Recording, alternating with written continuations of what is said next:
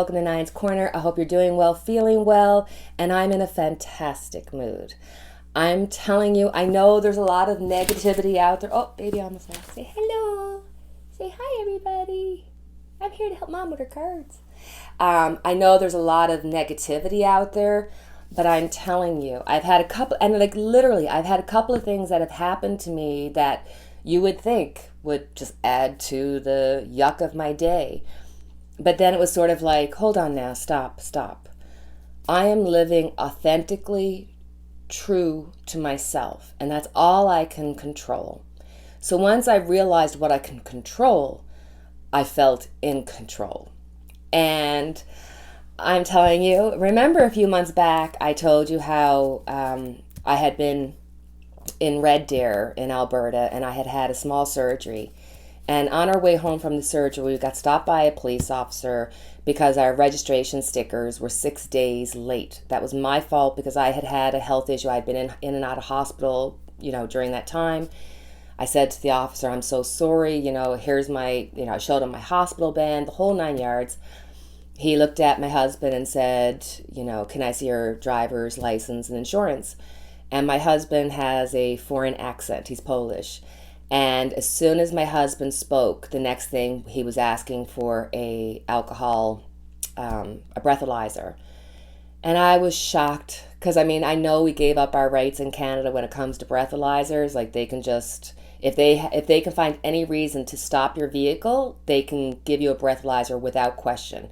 And if you don't take the breathalyzer, then you're automatically guilty. So it's just the point of our rights being taken. I'm involved. It's actually happening to me. So the police officer gave us a ticket of $320, which is absolutely I was just like, this is crazy. It wasn't a moving violation. I have no tickets, no priors, nothing on top of, and then who could afford that? Oh my God. So I went to the court. I pleaded guilty with extenuating circumstances. So I went to the court, and this is where it's funky because I thought my spidey senses were off because there was 3 police officers there. One had 10 or 11 cases, and the other 2 just seemed like they had a couple of cases each. And this one cop was giving me the dirtiest looks, staring me down, and I was just looking at him like, okay, buddy, whatever negativity you're sending to me, I send it back to you 9 times, and we're going to win this case. And that's all I kept thinking. They bring us into the court. Now, this is before the judge comes out. The prosecutor's there. So we go to talk to the prosecutor to see, do we have a case, what he's going to do, that kind of a thing. And I hated the fact that the police officers were actually there in the room listening to all of our conversations and stuff. So I spoke to the prosecutor. Prior to that, we were looking at the cops, and like I told you, one of the cops were giving me daggers. And the next thing, my husband's looking at me going, that's the cop that stopped us. And I said, I know. He's like, no, the one that's holding the phone. And that wasn't the cop that had been exchanging all these dirty looks and negativity with me. And I was like, oh my God, my spidey senses are so off. So then we get up there. We speak to the prosecutor. I go on this rant, and oh my God, I'd had this, and I had a receipt showing we literally went immediately from getting the ticket to go get our registration within 25 minutes. Sorry, the cat's bugging. Within 25 minutes. So I said, that's not somebody who's a rule, not a rule follower, and so on and so forth. So he literally called out to the cop and said, can you come here, please? And here, it wasn't the cop that my husband had pointed out. It was the cop that I had seen. So my spidey senses were on, and he looked at the police officer and said, sorry, I'm not going to prosecute this case. I'm going to throw it out. So yay, we won. So that put me in a really good frame of mind, And then even though I had another situation that kind of happened without detail, I had somebody who I, had a disappointment. And rather than letting that disappointment get me down, it just made me feel stronger in my conviction of trying to do my best. We're all human, but I try to do my best, and I try to do it as authentically and as honestly as I possibly can, and that's the best that I have. So I thought, you know what? I'm going to look into some further things. I'm not going to let the negativity around me destroy me. And neither should you, because we all, just like I have a heart and lungs and you have a heart and lungs, we all have our seven chakras, so do you. There's nothing that I do or anybody else does that's any more special that you can't do. It's just what you choose to put your focus in. So I like to do a lot of meditation. I love tarots. I live tarot. So I use this as my way. This is my tool of trying to read the energies around. Okay, that's enough story time. Let's have a look and see, how are the debates going to go for Donald Trump and Joe Biden? Let's pick one card each and see. How are the debates going to go? How's the first debate going to go for Donald Trump and Joe Biden? Donald Trump. We have the Ten of Wands. So here Donald Trump is needing the help of others to get through this. This is almost like he's going to be trying too hard to please everybody. He's going to be lying out of his everything he says is going to be a lie because he's trying so hard to please so many people.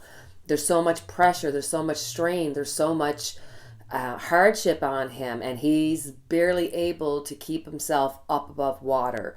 So it's like he's going to appear tired. He's not going to be able to string a proper sentence together. The Ten of Wands is just a lot of trying too hard and really needing the help of others to get you through. So for Joe Biden, we have the Seven of Wands. So this is almost like a man that's going to be standing up for what he believes in. This is somebody who knows that democracy and where the U.S. is going and how important that is. He is standing for everything that he knows and feels to be true and whole in his life. He's going to have extreme confidence, more confidence than what people are expecting from him. And I almost feel like there's going to be this internal, almost like this internal powerful power that's going to come from him, where people are going to say, yes, this is the message we need this message of positivity for humanity, and that's what Joe Biden's going to give. Interesting. I am so looking forward to seeing how the first debate's going to go. So let's have a look and see, how is October looking for Donald Trump? And then we'll see, how is October looking for Joe Biden. I'll pick 4 cards to represent each week. So, Donald Trump.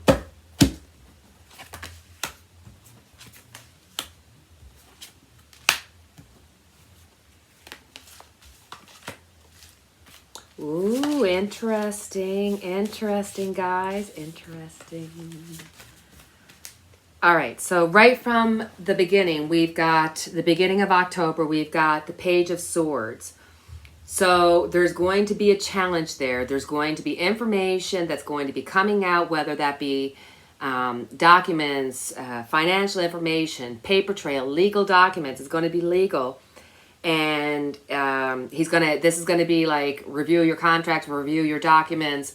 Something's coming out to hit you in the first week of October, Mr. Trump. Then we have the Nine of Pentacles. So there's almost like in the second week of October, there's probably going to be something to do with money. I think he's probably going to come up with some kind of deal or move forward with some kind of deal that will be positive for the United States. That's not a bad thing. That's actually a good thing. But it's almost like in October, I guess maybe this could be part of the October surprise, that maybe they're going to show a successful vaccination, or they're going to show a successful plan for, helping out in some situation. So I think, maybe towards the second week of October, you're going to see Donald Trump, or at least his administration, coming out with something positive towards people. Then we have the Eight of Cups. So it's almost like, if he was a normal person, you'd be saying to him, listen, whatever is going on in your life, it's not working for you. You need to go internal. You need to go on a spiritual journey to figure out what it is that you actually want. I see this as Donald Trump actually going, oh my God, the writing's on the wall. and knowing that he really needs to get out of Dodge. He just doesn't know how to, because the following card for October is the Justice card. So there is going to be a fight, a huge fight the last week of October for justice and equality that's going to be going against Donald Trump. So this is sort of like a, wow, what's going to happen? October is going to be a crazy month, guys. Wow. Let's have a look and see. How's Joe Biden's October looking? How's Joe Biden's October looking? We'll go into more depth as the time goes on. We'll read more into it, but I'm just kind of trying to get an overall feeling for the month. So how's Joe Biden looking?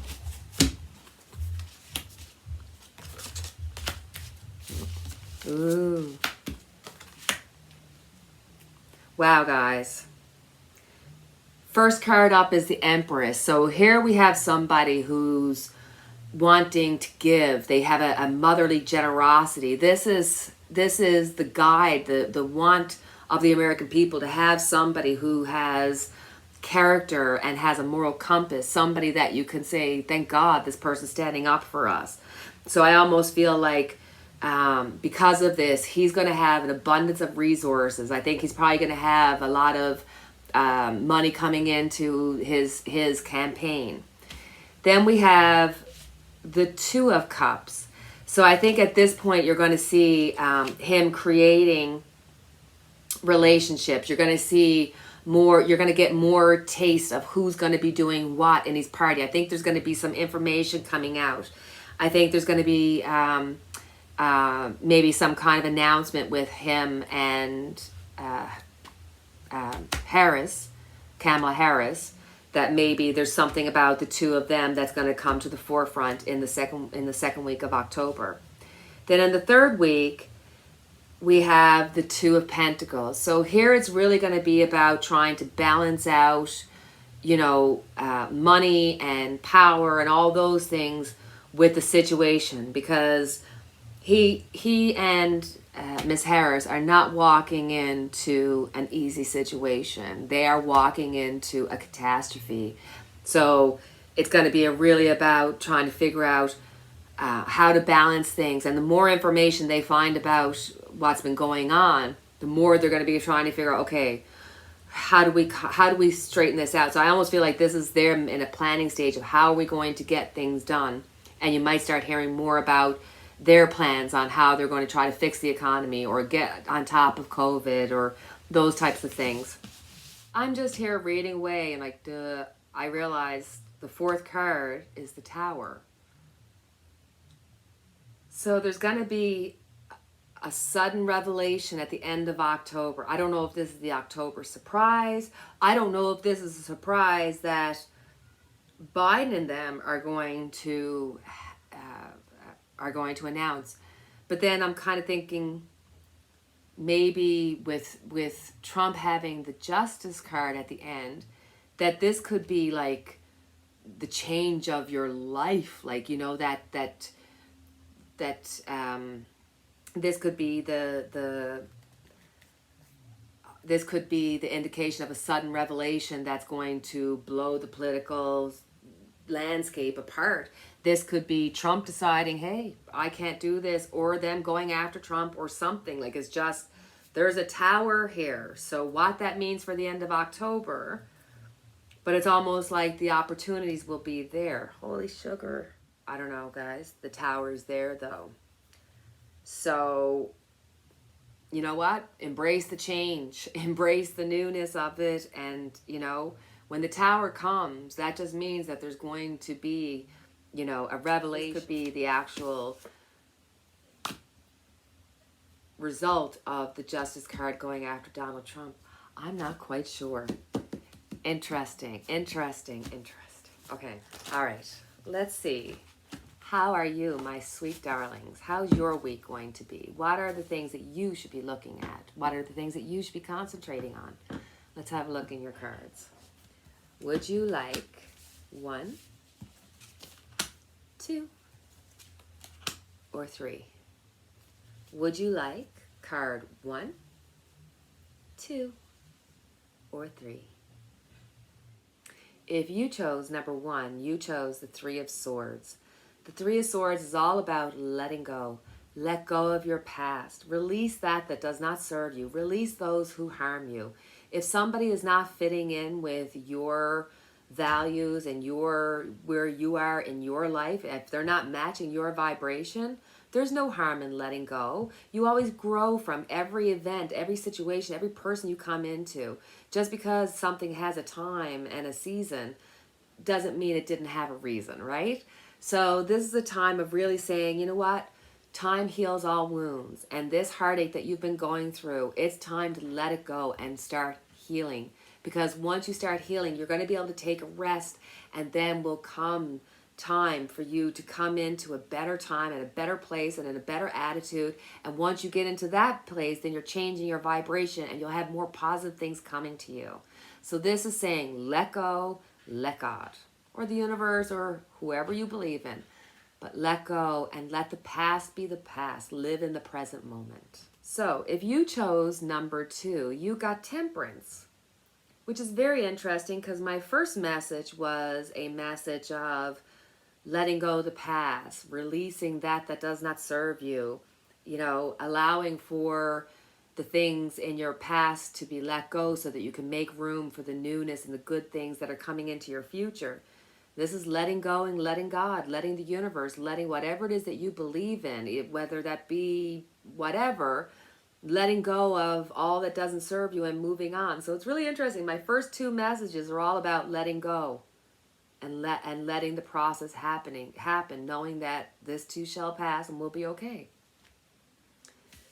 You chose card number three. Card number three is the Hierophant. This is all about the search from within, about what it is that means the most to you in your life. It's all about searching for the purpose and the meaning of your life, considering all of the different avenues that people go down. And you don't follow what other people want. You need to follow what makes it okay for you. How you can go to bed and go to sleep at night, that's the road that you need to follow. So oftentimes this could be traditional, be it religion or studies. But this can also be a way of saying, hey, you know what? Try to do something outside of the box. Go outside of the square box and learn something new. Look for the helpers. Look for the teachers. Look for people that can help guide you into what you truly want out of your life, not what is being told to you that your life should be. This is all about finding your own way. So as always, my dear sweet friends, thank you for spending the time with me. And we have our candle lit for each and every one of us. Thank you for all the likes, subscribes, shares, and donations. I appreciate each and every one of you. And until we talk again, cheerio.